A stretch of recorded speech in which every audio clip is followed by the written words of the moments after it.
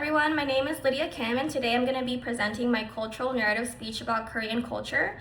More specifically, I'm going to focus on Korean food because food plays such a huge role in Korean culture. It's not just about eating, it's tied to our history, our economy, our family life, and even our entertainment.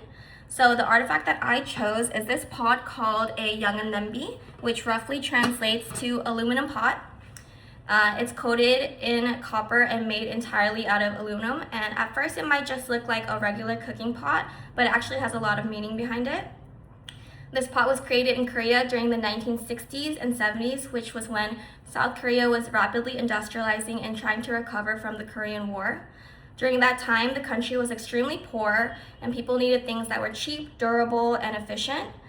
According to the Korea Development Institute in 2016, South Korea experienced one of the fastest economic transformations in modern history, and the design of this pot is very reflective of the Korean culture and history of rebuilding and progressing quickly.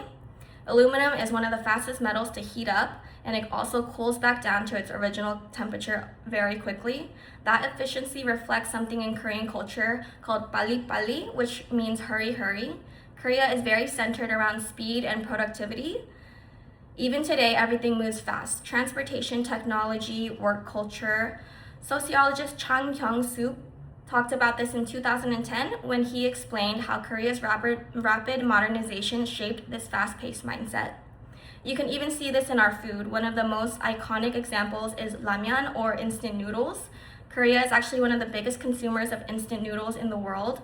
According to the World Instant Noodles Association in 2023, Korea ranks among the top countries in instant noodle consumption per person.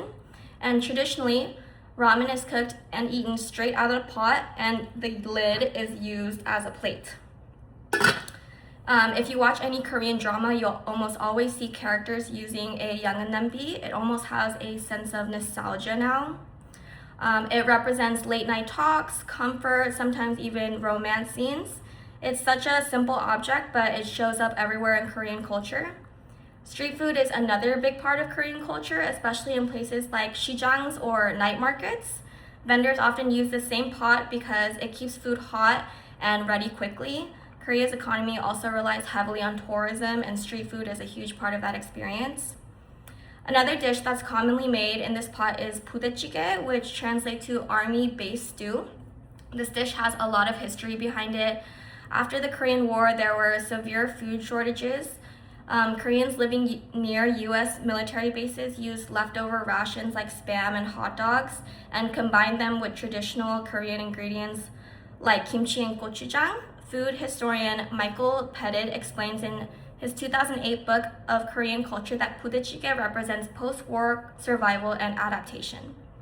What started off as something made out of necessity entirely is now one of Korea's most popular comfort foods. For me personally, this pot is more than history. Growing up, my mom would make budae-jjigae for me and my siblings using this exact type of pot. We would sit around the table and eat directly from it together. And in Korean culture, meals are very communal. We don't really serve separate plates. We always eat family style and we share everything. So this pot reminds me of family time. It reminds me of home. Sometimes people reduce Korean culture to just K-pop or skincare or trends, but Korean culture is also about resilience, adaptability, and family. This pot represents Korea rebuilding itself after war. It represents speed and modernization. It represents creativity during hardship. And for me, it represents my childhood and my family. It may just look like a simple aluminum pot, but it carries generations of history, culture, and memories. Thank you.